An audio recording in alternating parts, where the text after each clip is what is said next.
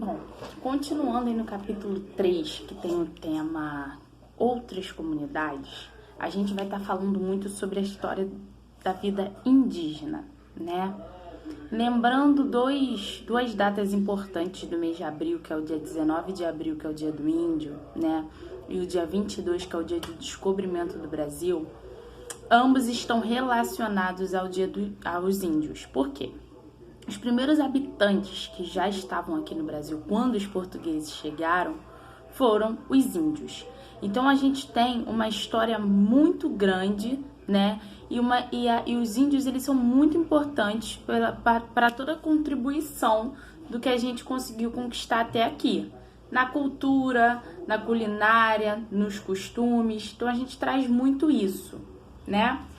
Comunidades tradicionais, aqui a gente vai estar falando aí sobre tipos de vivência que esses índios eles têm. Ou seja, aqui eu tenho uma criança Tupi-Guarani, uma criança Yanomami e o jovem Pataxó. Então aqui, quais povos indígenas são representados na imagem? Aí vocês vão observar e escrever. Essas perguntas aqui são mais para a gente dialogar, conversar. Se vocês não quiserem, não precisam anotar no papel, porque não é um exercício, é um diálogo mesmo de pensamento, que nós faríamos se estivéssemos na sala de aula. Letra B, os povos indígenas são todos iguais? Por quê? Vocês vão pensar se eles são todos iguais ou não, se o tipo de vida deles são iguais. Como vivem os índios hoje? Eles vivem como viviam antes da chegada dos portugueses? Então é importante eu falar sobre isso. Os índios daquela época, eles viviam com o corpo pintado, né? Eles ficavam sem roupa, com o corpo pintado. Viviam da pesca e da caça. Os índios de hoje, eles tomaram aí outras partes do nosso Brasil. Eles hoje também vestem roupas, trabalham. Eu tenho uma conhecida que hoje ela trabalha junto comigo, né? Numa outra escola. E ela é índia, ela é descendente de índio. Ela nasceu em Manaus, veio para o Rio de Janeiro, hoje trabalha, né, é educadora. Então, assim, ela tem uma vida, né, uma rotina igual a nossa. Na página 263, vem falando sobre alguns costumes dos povos indígenas. Vou ler alguns aqui. Se alimentam somente de alimentos retirados da natureza, né, quando a gente está falando lá, como os povos indígenas são diferentes, não existem práticas únicas para todos eles. Há algumas práticas culturais que são comuns às comunidades indígenas brasileiras. Aí se alimentam somente de alimentos retirados da natureza, dividem quase tudo que tem, principalmente os alimentos, vivem em comunidades chamadas aldeias e a terra pertence a todos da comunidade. Os homens saem para caçar em grupos, fazem cerimônias e rituais com muita dança e música, costumam pintar o corpo nesses eventos. Realizam rituais de passagem entre a fase da criança e a adulta, tá? Então aqui a gente está falando da vida indígena. Página 304 também vem falando um pouco sobre as comunidades indígenas e o seu papel, tá? Então aqui a gente está falando sobre o pajé nessa imagem. O pajé conhece as plantas e as ervas da floresta que podem curar os membros da comunidade. Então o pajé ele é como se fosse um médico, tá? Porque ele conhece todos os benefícios dessas plantas e o que elas podem ajudar para curar. Acredite se quiser, vou ler isso aqui que é bem interessante. Você sabia que as aldeias também têm escolas? Pois tem. Às vezes as pessoas pensam que um menino índio passa o dia brincando, caçando ou pescando, mas não é bem assim. De acordo com o Censo Escolar de 2008, do Ministério da Educação, existem 2.698 escolas indígenas em 26 estados brasileiros. Em quase todas as escolas, os alunos recebem uma educação bilíngue. São alfabetizados primeiro na língua indígena, materna, e depois no português. Isso só não acontece no Nordeste, onde a maioria dos índios só fala português porque foram proibidos de falar suas línguas nativas, né, que é a que eles aprendem quando nascem, durante o período de colonização e acabaram esquecendo-as. É importante que nas aldeias as aulas sejam dadas também na língua da tribo e que seja ensinada a história da comunidade para que a cultura tradicional não se perca. Uma das missões do Ministério Público Federal é proteger os direitos dos índios, e entre esses direitos está o de poderem preservar e manter viva sua cultura e tradição. Então agora a gente vai começar as atividades relacionadas ao que a gente acabou de ler. Marque com um X as afirmativas verdadeiras sobre as comunidades indígenas. Aí vocês vão ler essas afirmações aqui e vão marcar a verdadeira, tá? As verdadeiras, que tem mais de uma aí. Aqui atrás, na número 2, na página 266, os indígenas brasileiros pertencem a comunidades diferentes. Escreva 2 práticas que os indígenas brasileiros têm em comum e 2 que eles têm diferentes, tá? Aí vocês vão escrever características comuns e características diferentes. Na comunidade indígena, número 3, tá? Seus membros também têm papéis a cumprir. Quais são os papéis das mulheres e dos homens? Aí vocês vão escrever quais são os papéis das mulheres e dos homens. Só a gente voltar nos textos que a gente acabou de ler aqui no capítulo 3. Aqui na página 267 está ensinando a fazer uma coisa que é muito legal, que é o maracá. Mas deixa pra gente fazer depois que a gente terminar todo esse capítulo aqui, tá bom? Semana que vem eu faço um vídeo e posto para que vocês façam esse maracá, tá? Quilombolas. Quilombolas. Alguém já ouviu falar em quilombos? Eu vou ler rapidinho para vocês. Você sabia que durante 400 anos, 400 é muito tempo, foram trazidos à força da África para o Brasil os escravos? Então, eles foram trazidos à força. Então, ser escravizado é passar a pertencer a outra pessoa para quem se trabalha sem receber um salário. Então, alguns desses escravos, eles se revoltaram porque eles estavam trabalhando de graça, né? Foram trazidos à força da África para o Brasil, trabalhavam de graça e isso deixava eles muito chateados, o que é certo, né? Quem não ficaria chateado de trabalhar sem receber nada? E aí eles começaram a fugir para esses quilombos, que eram comunidades para onde iam aqueles que conseguiam fugir. Eles buscavam uma vida melhor e liberdade, tá?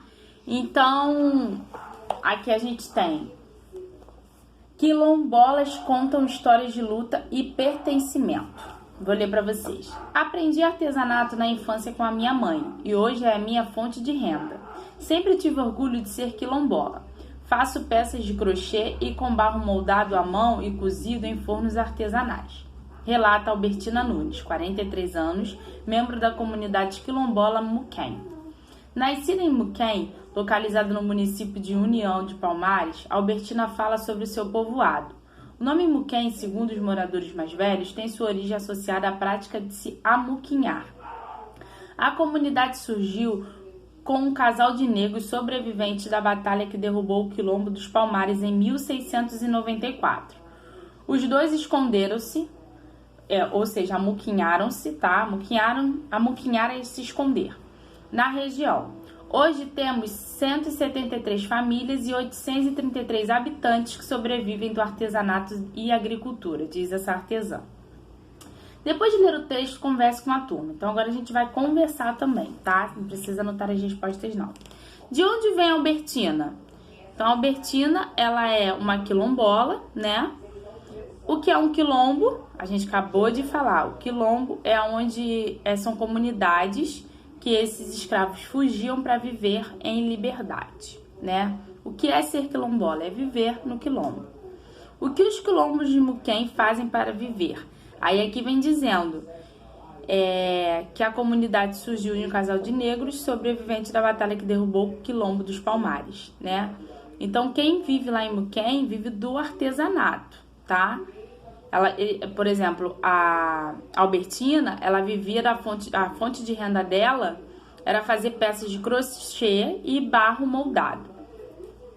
Por que o nome da comunidade é Muquem? Aí vem aqui. O nome Muquem, segundo os moradores mais velhos, tem sua origem associada à prática de se amuquinhar, ou seja, se esconder.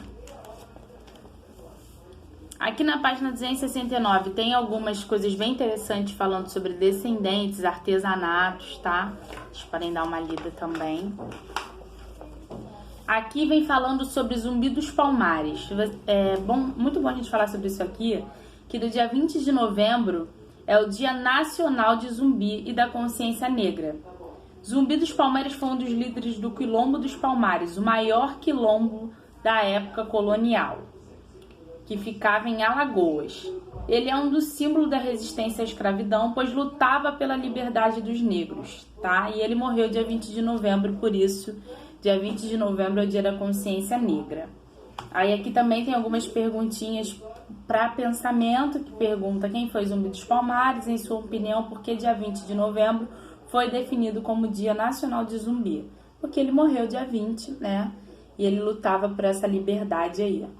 Zumbi foi um líder do Quilombo dos Palmares, tá? Aqui a gente já tem que responder. Atividade. As comunidades quilombolas são formadas por descendentes de escravos. O que foram os quilombos? Explique com suas palavras. Aqui você, de acordo com o que a gente acabou de conversar sobre os quilombos, vocês vão responder o que foram os quilombos, tá? Vocês vão explicar com as palavras de vocês. Número 2. O que as comunidades quilombolas apresentam de semelhante e de diferente? Aí vocês também vão responder aí, tá?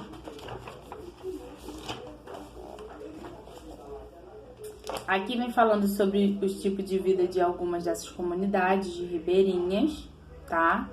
Algumas perguntinhas só para pensamento mesmo. O tipo de vida deles. Aqui mostra casas de palafitas, que são casas construídas sobre troncos de madeira, para que a água não fique no nível da porta, tá? E roçado, que é um terreno preparado para a plantação. Aqui nós também temos as atividades. A vida da população ribeirinha depende do rio. Em que atividades os ribeirinhos utilizam o rio? Vocês vão responder. Depois, desenhe como você imagina que as crianças ribeirinhas vão para a escola. E nas atividades finais, né? Vocês vão responder aí. Lê as afirmativas e escreva V para as verdadeiras e F para as falsas na número 1. Número 2. Observe e reflita sobre a imagem. Então, descreva sobre a comunidade no Brasil. Sobre as comunidades no Brasil. Vocês vão observar todo esse mapa aqui, né? Que é em formato de mapa. E o que ele está representando, tá? Número 3. Leia a notícia e responda as perguntas. Povos e comunidades tradicionais do país se unem para garantir mais segurança.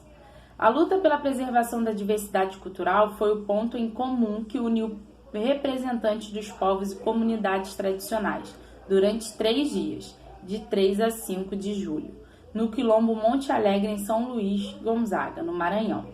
Então aqui vocês vão falar qual é o assunto da notícia, o que são comunidades tradicionais. Número 4. Que características você percebeu nas comunidades indígenas quanto à sua moradia, onde você mora, quanto à sua alimentação, sobre o que a gente se alimenta. Aqui leia o texto, também interpretação. Educação indígena. Em muitos povoados indígenas espalhados pelo Brasil, as crianças são educadas dentro da aldeia nos primeiros anos de vida, onde aprendem cultura, história e artesanato, por exemplo. E depois são enviadas à escola estadual. Entretanto, é comum enfrentarem preconceito por parte das crianças não indígenas. Letra A. Em sua opinião, por que as crianças indígenas sofrem preconceito por parte das crianças não indígenas? O que elas têm de diferente, né, que elas acabam sofrendo esse preconceito, vocês vão dizer. Letra B. Essa atitude das crianças não indígenas é correta? Então, é correto essas crianças terem preconceito das crianças indígenas? Sim ou não? Vocês vão dizer.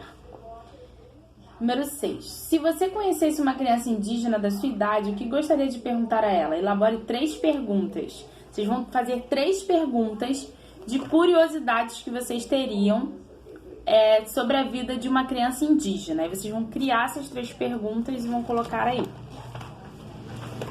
Número 7. Vamos completar a cruzadinha sobre os